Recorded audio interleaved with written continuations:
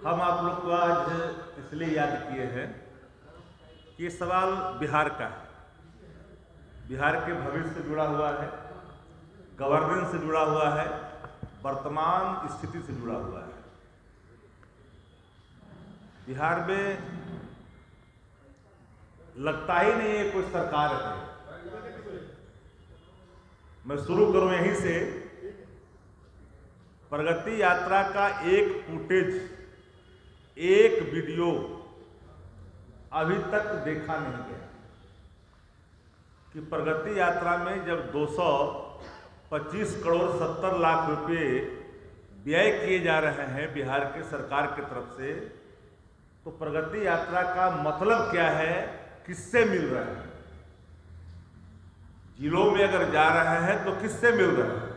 जिसके लिए राशि कर्णांकित की गई, कैबिनेट से अप्रूव किया गया, तो माननीय मुख्यमंत्री जो एक सिर्फ मुखदर्शक हैं, एक स्टैचू के रूप में कुछ बोलते नहीं हैं। जब उसमें चाबी भरी जाती है, जितनी चाबी भरी राम ने उतना चले खिलौना, जितनी चाबी भरी राम ने उतना चले खिलौना। तो ये सवाल इसलिए है कि बिहार के मुख्यमंत्री माननीय नीतीश कुमार जी, जिनके प्रति आदर का संभव बराबर रहता है हम लोगों का, एक भी फुटेज मीडिया साथियों ने बात करते हुए पूरे प्रगति जिसकी यात्रा का नाम रखा गया है, जो दुर्गति में तब्दील हो चुका है, उसके कारण क्या है? हर कोई पूछता है कि बिहार में गवर्नेंस है, मुख्य सचिव कहां दिखाई पड़ते? मुख्य सचिव एक रिटायर्ड अधिकारी के पीछे दिखाई पड़ते। 18 से लेकर के 24 में 25 में हम लोग प्रवेश कर गए। वो कितना शक्तिशाली रिटायर्ड अधिकारी है कि पूरे शासन को रिटायर करवा दिया है, मुख्यमंत्री को भी रिटायर करवा दिया। और रिटायर्ड अधिकारी जिसके ऊपर गृह मंत्रालय का पूरे तरह से शिकंजा कसा हुआ है, परिजनों पर शिकंजा कसा हुआ है, हरियाणा से लेकर दिल्ली तक के शिकंजे कसे हुए हैं। अलस कलश की भूमिका भी उसमें खुल करके सामने आया है।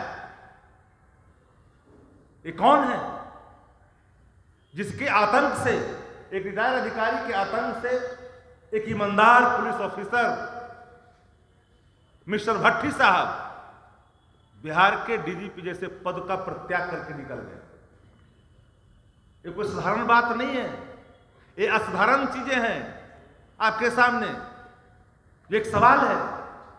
मैं तो सीधे तौर पर कहता हूं आप सभी साथियों को कि माननीय मुख्यमंत्री जी के मुख्यमंत्री बनने के बाद से लेकर के अब तक जो एक अन्य मार्ग में एक चपरासी जो लगातार कार्यरत है, या सिपाही जो लगातार कार्यरत है, अगर उसकी पड़ताल अगर कस के कर जाए तो मैं कहता हूं कि बिहार का बजट तैयार हो जाएगा। बिहार का 1 साल का बजट तैयार हो जाएगा। चाहे वो कलकत्ता हो, चाहे राज्य देश का अन्य राज्य हो, या बिहार हो। ये कौन लोग हैं भाई? एक ऐसी गवर्नेंस व्यवस्था है बिहार के अंदर में जहां के सत्ताधारी दल का एक पार्टनर खुद इस बात को कबूलता है, स्वीकार करता है कि बिन पैसे के बिहार के अंदर में कोई काम नहीं होता। जो सरकार में कैबिनेट के पार्ट है, मेंबर है कैबिनेट के, वो ये सवाल खड़ा करते हैं। अब बताइए कि अधिकारियों ने जिस तरह से, रिटायर्ड अधिकारी अपने जूते के नोक पर पूरे पुलिस प्रशासन को, डीजीपी आए हैं एक नए बेचारे, इनकी भी हालत बस से बदतर होते जा रही है। ये डीजीपी जो बिहार में आए हैं, उनकी भी हालत क्या है? लड़ाई लड़ता रहे थे वो, या अभ्यर्थियों की लड़ाई लड़ने के लिए सबसे पहले जनता प्रतिपक्ष जयंती जुट गई, उनकी मांग। और यह भी कहा कि इस लड़ाई को अभ्यर्थियों की राजनीतिक लड़ाई मत कराइए, लेकिन इसको राजनीतिक रूप से खंड कर करके पूरे अभियान को छत करने की कोशिश। यादव भी तो गए, हम तो सबकी, हम किसी एक का नाम कहा है। हमने कहा कि जिन लोगों ने इस पूरे सत्याग्रह को रण क्षेत्र में तब्दील करा करके लोगों को पिटवाया, दौड़वा दौड़वा के पिटवाया। ये अभ्यर्थियों की मांग ही वहां पर कमजोर पड़ गई। ये लोगों ने कमजोर कर दिया जाति धर्म और मजहब बना कर। कितना अच्छा सत्याग्रह, कितना मजबूती, कितना बल मिल रहा था। सबसे पहले तो तेजस्वी यादव भी आए थे अभ्यर्थी से तेजस्वी जी आए थे तो सत्याग्रह था और हमें नैतिक समर्थन दिया था और उसका असर भी खंडन होकर देश भर के नेताओं ने ट्वीट करना शुरू किया, रिट्वीट करना शुरू किया, ट्रेंड टॉप खबरों में चला गया, प्राइम टाइम की खबरों में चला गया और लोगों की आंखें खुली।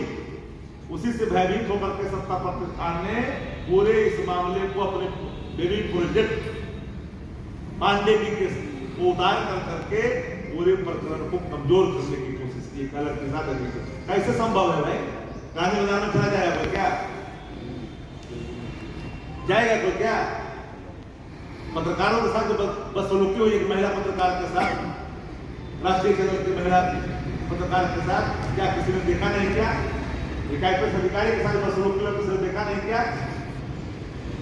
एसटी कुमार का नेता एक आईपीएस अधिकारी को टॉर्चर कर रहा है, तुम तड़ाका कर रहा है। ये क्या है भाई? ये कितना सीनियर आदमी है? 5 टाइम के सांसद को, 6 टाइम के सांसद को तुम तड़ाका कर रहा है। उस समय हाफ पैंट पहन करके कहीं गली किनारे कहीं विसर्जन करता दिखता हो, जिस समय वो संसदीय जीवन में जो लोग पहुंचाते हैं।